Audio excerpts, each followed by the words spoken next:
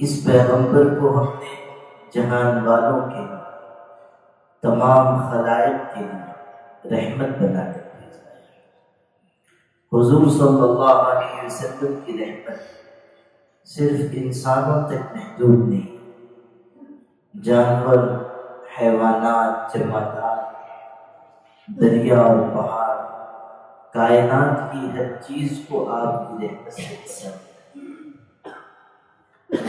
مومن کو حضور کی رحمت ہدایت کی شکل میں، کافر کو حضور کی رحمت دنیا میں عذاب کے مؤخر ہونے کی شکل میں۔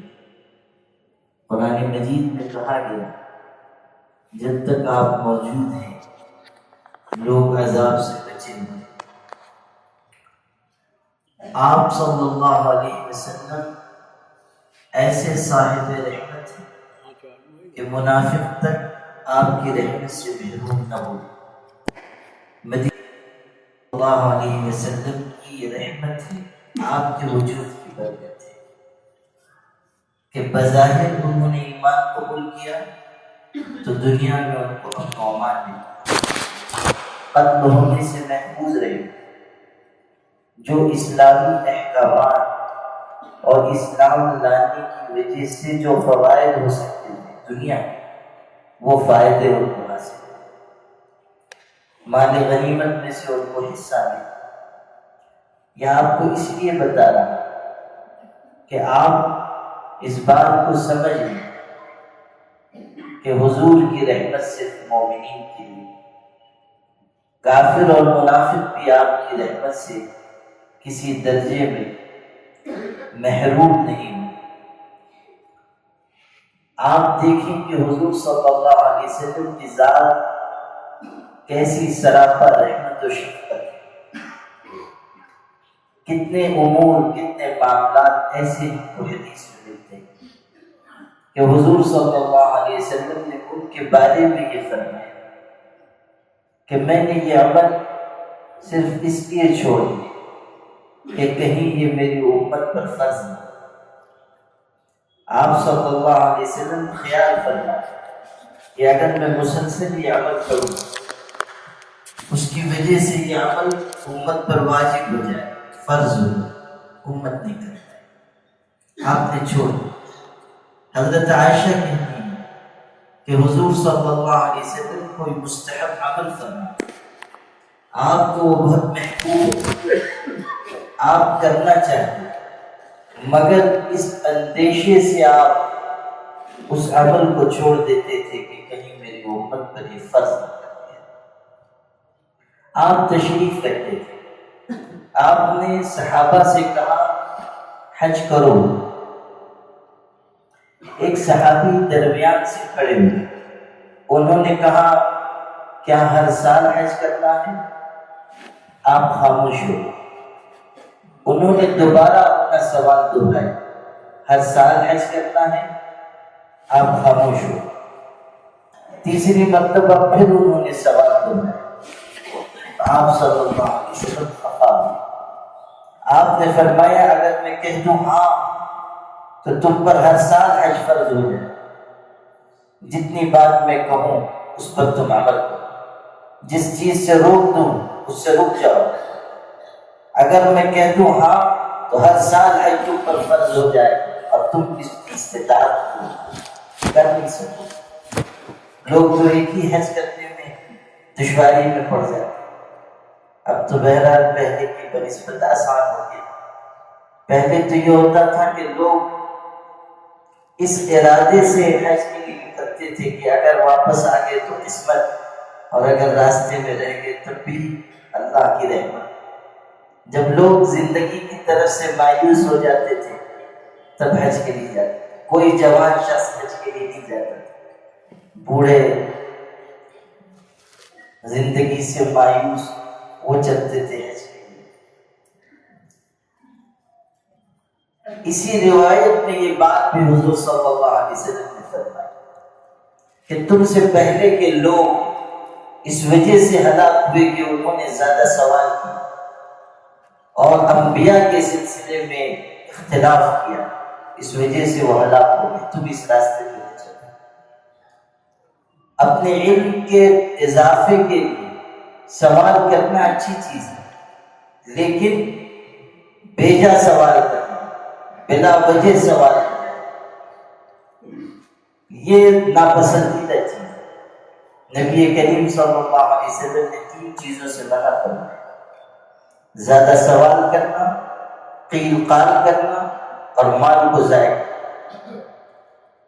سوال کرنا اپنے علم کے اضافے کے لیے یہ اچھی چیز ہے، اپنی قابلیت کے اظہار کے لیے ناپسندیدہ چیز۔ بلا وجہ سوال کرنا، اس سے کوئی ہمارا مطلب نہیں، پھر پوچھنا، عمل کا کوئی ارادہ نہیں، پھر پوچھنا، ہمارے دین کا کوئی معاملہ اس سے جڑا ہوا نہیں، پھر پوچھنا۔ ایک بزرگ تھے، ان سے کسی نے پوچھا کہ ابلیس کا نکاح کس نے پڑھا؟ اب یہ صاحبزادے کو ابلیس کے نکاح سے کیا مطلب آئی، اس سے اس کو کیا فائدہ ہونے والا؟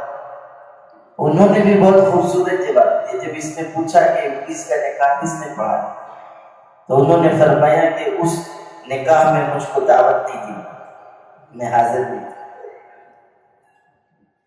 مولانا مفتی شفیع صاحب رحمۃ اللہ علیہ بڑے عالم گزرے، ان سے کسی نے سوال کیا یزید کی مغفرت ہوگی یا نہیں؟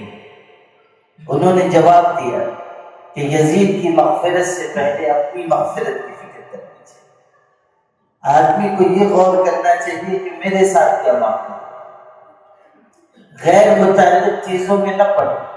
حضور صلی اللہ علیہ وسلم نے ارشاد فرمایا تم سے پہلے کے لوگ اس لیے ہلاک ہوئے کہ انہوں نے زیادہ باتیں پوچھی، انبیاء کے سلسلے میں اختلاف کیا، ہلاک کر دیا۔ حضور صلی اللہ علیہ وسلم اپنی رحمت کی وجہ سے یہ بات ارشاد فرما رہے ہیں کہ دیکھو ایسی بات نہ پوچھو، اس لیے کہ اگر میں نے ہاں کہہ دیا تو وہ چیز تم پر لازم ہو جائے، تم اس کی استطاعت نہیں رکھو۔ مسواک کے سلسلے میں حضور صلی اللہ علیہ وسلم نے ایک بات ارشاد فرمائی، اگر مجھ کو یہ خیال نہ ہو کہ یہ میری امت پر بوجھ ہو جائے گا تو میں مسواک کو لازم کروں۔ آپ الفاظ دیں، فرما رہے ہیں اگر مجھ کو یہ خیال نہ ہوتا کہ میری امت کے لیے یہ چیز بوجھ ہو جائے تو میں لازم قرار دوں، واجب قرار دوں۔ آپ صلی اللہ علیہ وسلم نے کتنے اعمال کے سلسلے میں یہ بات ارشاد فرمائی، روایتوں میں 10 جگہ یہ الفاظ ملتے ہیں کہ اگر مجھ کو یہ خیال نہ ہوتا کہ میری امت پر یہ چیز بوجھ ہو جائے میں لازم کروں۔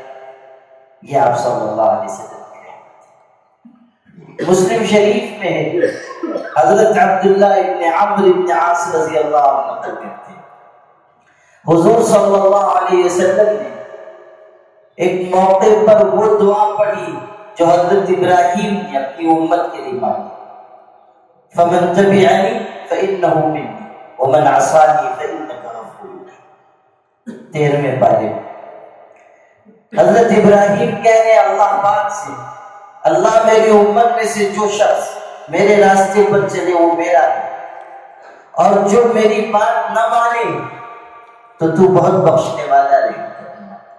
یہ نہیں کہا کہ جو نافرمانی کرے تو اس کو سزا دے، عذاب دے، یہ نہیں کہا۔ ومن عصا، جو میری نافرمانی کرے تو بہت بخشنے والا، رحم کرنے والا۔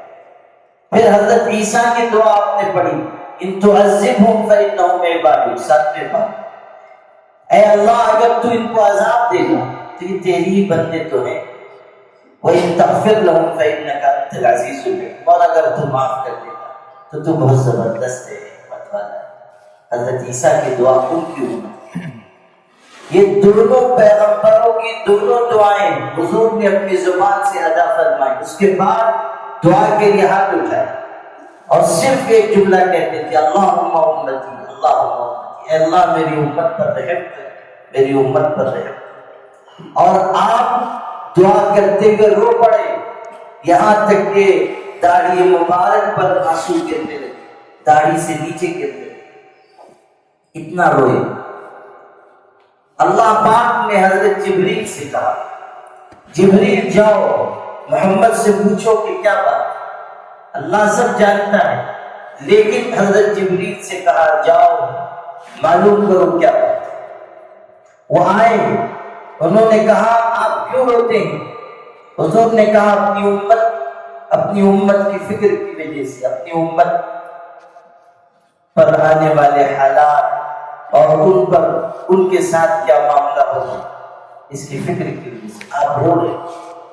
حضرت جبریل واپس گئے، اللہ کا جواب دیکھا، اللہ نے کہلوایا جاؤ ہمارے پیغمبر سے کہہ دینا ہم آپ کو آپ کی امت کے بارے میں خوش کر دیں اور کوئی ایسی بات پیش نہیں آئے گی جس سے آپ کو آپ کی امت کے بارے میں آپ کو خوش کر دیں۔ یا محمد انا سنرضیک فی امتی، ہم آپ کی امت کے بارے میں آپ کو خوش کر دیں۔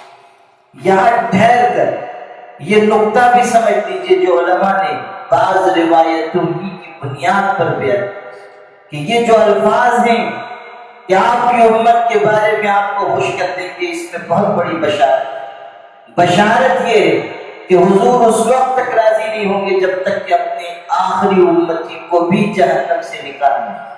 اس وقت تک حضور صلی اللہ علیہ وسلم راضی نہیں ہو سکتے جب تک کہ آپ کا کوئی ایک امتی بھی عذاب میں ہے۔ یعنی ہر وہ شخص جو حضور سے نسبت رکھتا ہے، آپ کے نام کا کلمہ پڑھتا ہے، اس کو عذاب سے حضور صلی اللہ علیہ وسلم اپنی شفاعت کے ذریعے نجات دلواتے ہیں۔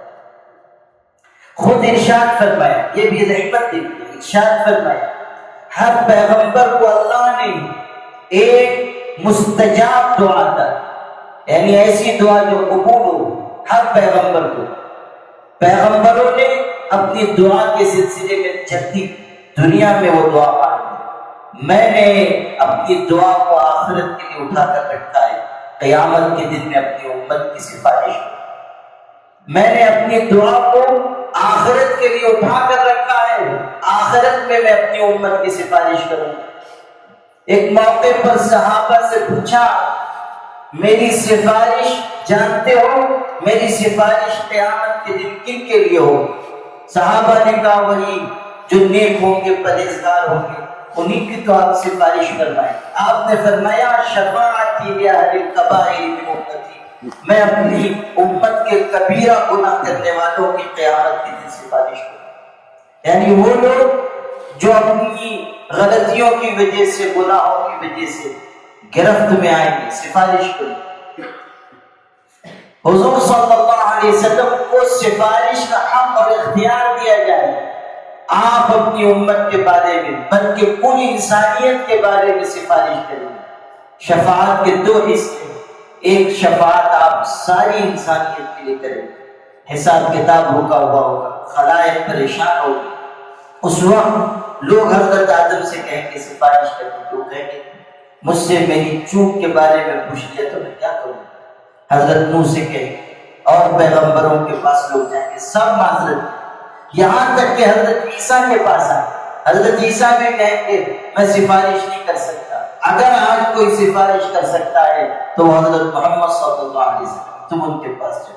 چنانچہ انسانیت آستانِ محمدی پر حاضر ہو، حضور سے سفارش کی درخواست کی جائے گی، آپ کہیں گے ہاں میں سفارش کروں، پھر آپ تشریف لائیں، سجدے میں گر جائیں، اور اس وقت کچھ اللہ کی طرف سے حمد و ثنا کے الفاظ آپ کو سکھائے جائیں گے، وہ آپ سجدے میں پڑھیں گے، اللہ کی تعریف بیان کریں گے، بہت دیر تک سجدے میں رہیں گے۔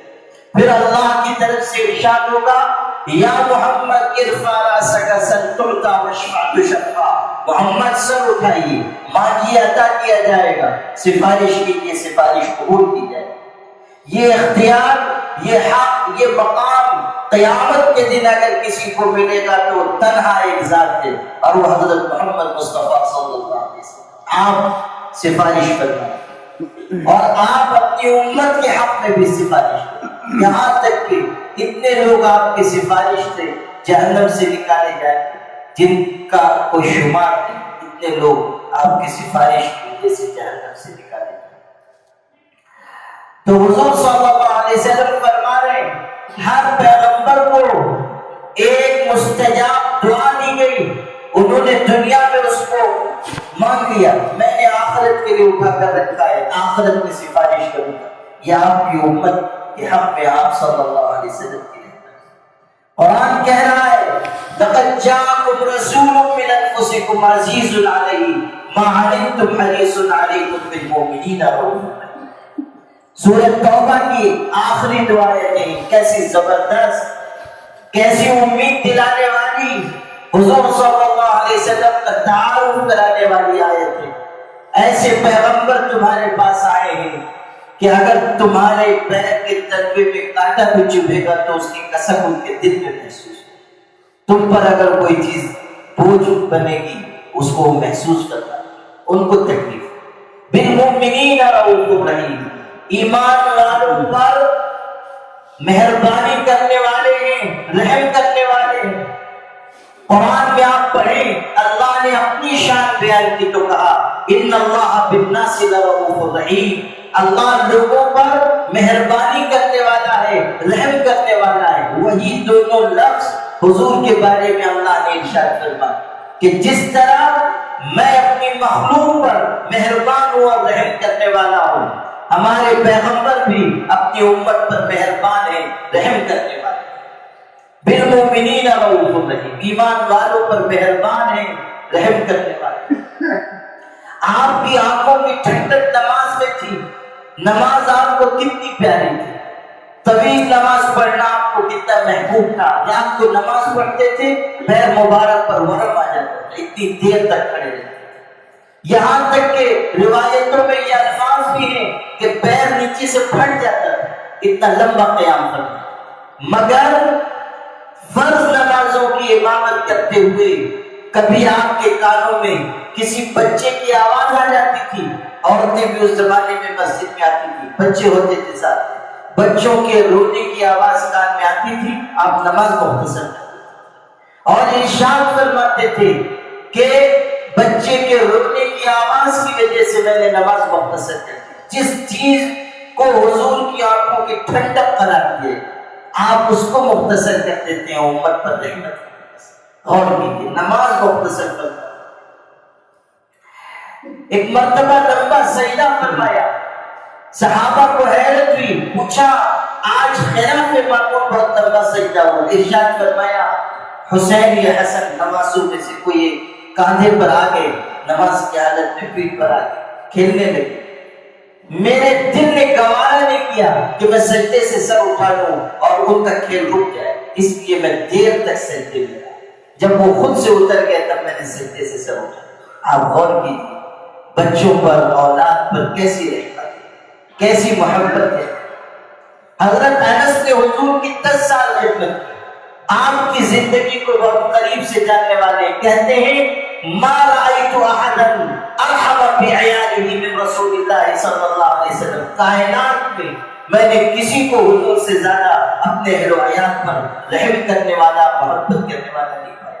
کائنات میں اپنی آل و اولاد سے سب سے زیادہ محبت کرنے والے حضور صلی اللہ علیہ وسلم۔ ما رأيت احدا ارحم بعياله من رسول اللہ صلی اللہ علیہ وسلم۔ آپ کے صاحبزادے حضرت ابراہیم، ان کا آخری وقت تھا، سکرات کا عالم تاری تھا، نزع کا عالم تھا، آپ تشریف لے گئے، اپنے صاحبزادے کو اس حالت میں دیکھا کہ موت کے آثار ظاہر ہو چکے، آپ رو پڑے، آنکھوں سے آنسو بہے۔ عبد الرحمن ابن عوف عشرہ مبشرہ میں سے ساتھ تھے، انہوں نے حضور کو روتا ہوا دیکھا تو پوچھا اللہ کے رسول آپ رو رہے ہیں؟ فرمایا ہاں، اس رحمت کی وجہ سے جو اللہ نے میرے دل کو عطا فرمائی ہے۔ پھر جب صاحبزادے کا انتقال ہو گیا، جنازہ لے جایا جا رہا ہے، آپ اس وقت بھی آنکھوں سے آنسو بہا رہے ہیں اور فرماتے ہیں العین تدمع والقلب يحزن وإنا بفراقك یا ابراہیم لمحزونون، آنکھیں آنسو بہاتی ہیں، دل غمزدہ ہے، ابراہیم تمہارے جانے سے ہمارا دل ٹوٹا ہوا، انا بفراقك یا ابراہیم لمحزونون۔ کیسی محبت ہے، کیسی رحمت اور شفقت ہے، آل و اولاد کے سلسلے میں کیسا آپ کے دل کا جذبہ ہے۔ ام فضل بیان کرتی ہیں حضرت حسین رضی اللہ عنہ چھوٹے سے تھے، میں نے لے جا کر حضرت کی گود میں رکھا، ذرا دیر کے لیے ادھر ادھر ہوئی پھر آئی تو دیکھا کہ حضرت رو رہے ہیں، حضرت حسین گود میں ہیں، آنکھوں سے آنسو جاری ہیں۔ میں نے پوچھا حضرت کیا بات پیش آئی کہ آپ رو پڑے؟ آپ نے فرمایا ابھی ابھی جبریل نے مجھ کو خبر دی ہے کہ میرے اس بیٹے کو میری امت شہید کر دے، میری امت میرے اس بیٹے کا قتل کر دے۔ اس خبر کی وجہ سے، اس اطلاع کی وجہ سے مجھ کو رونا ہے۔ آپ غور کیجیے کہ آپ صلی اللہ علیہ وسلم کا قلب کس طرح رحمت سے بھرا ہوا ہے، انسانیت کے لیے، امت کے لیے، مومنین و مومنات کے لیے، اہل و عیال کے لیے۔ آپ کی ذات سے بڑھ کر رحمت و شفقت کا مجسم ہے اور کس کی ذات ہوگی؟ اسی لیے فرمایا وَمَا أَرْسَلْنَاكَ إِلَّا رَحْمَةً لِلْعَالَمِينَ، آپ تمام جہان والوں کے لیے باعث رحمت بنا کرتے ہیں۔ خوش قسمتی ہے ہماری کہ ہمیں اس ذات کی عبادت اور اس ذات کی بندگی کا شرف ملا جو سب سے بڑھ کر رحم کرنے والی ہے، یعنی اللہ پاک کی ذات۔ اور ہماری خوش نصیبی ہے کہ ہمیں اس ذات سے شرف غلامی ہے، اس ہستی سے جس کو خود خالق کائنات وَمَا أَرْسَلْنَاكَ إِلَّا رَحْمَةً لِلْعَالَمِينَ ہے۔ حضرت عائشہ حضور کی خدمت کر رہی، حضور خوش ہوئے، آپ نے فرمایا عائشہ مانگو، کیا مانگتی؟ حضرت عائشہ نے کہا اللہ کے رسول میرے لیے مغفرت کی دعا کر دیجیے، مغفرت مانگ دیجیے۔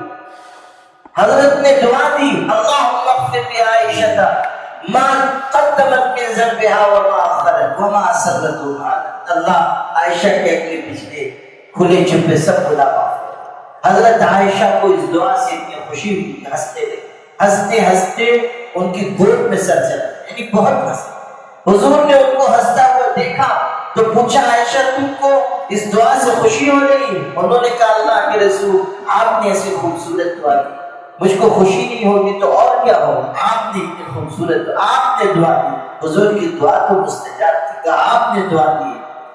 حضرت عائشہ نے جب یہ بات کہی حضور نے فرمایا عائشہ سن، میں اپنی امت کے لیے ہر فرض نماز کے بعد یہ دعا مانگتا ہوں، اپنی امت کے لیے اس بات کی اللہ سے التجا کرتا ہوں کہ اللہ اس کے اگلے پچھلے کھلے چھپے سب گناہوں کو معاف کرتا۔ ایسا تعلق اپنی امت سے نبی کریم صلی اللہ علیہ وسلم، ایسی رحمت ایسی شفقت ہم پر ہے۔ میرے بھائیوں ہمارا بھی فرض بنتا ہے کہ ہم اس نبی رحمت کو یاد رکھیں، ان پر درود پڑھیں، ان کے ارشادات کی تعمیل کریں، ان کی اطاعت کریں۔ ما آتاکم الرسول فخذوہ وما نہاکم عنہ فانتہوا، پیغمبر جو دے لے لو، جس چیز سے روکتے رک جاؤ، جو راستہ بتائیں اس کو اختیار کرو، جن منہیات سے جن محرمات سے روکتے اس سے رک جاؤ۔ آج اگر ہم ان کا طور طریق، ان کا اسوہ حسنہ چھوڑ کر کسی اور کا طریقہ اختیار کریں گے، کائنات میں کبھی کامیاب نہیں ہو سکتے۔ کامیابی صرف ایک راستے میں ہے اور وہ ہمارے آقا حضرت محمد صلی اللہ علیہ وسلم کا راستہ ہے کہ محمد سے وفا تو دے کر ہم تیرے، یہ جہاں چیز ہے کیا، لوح و قلم تیرے، وآخر دعوانا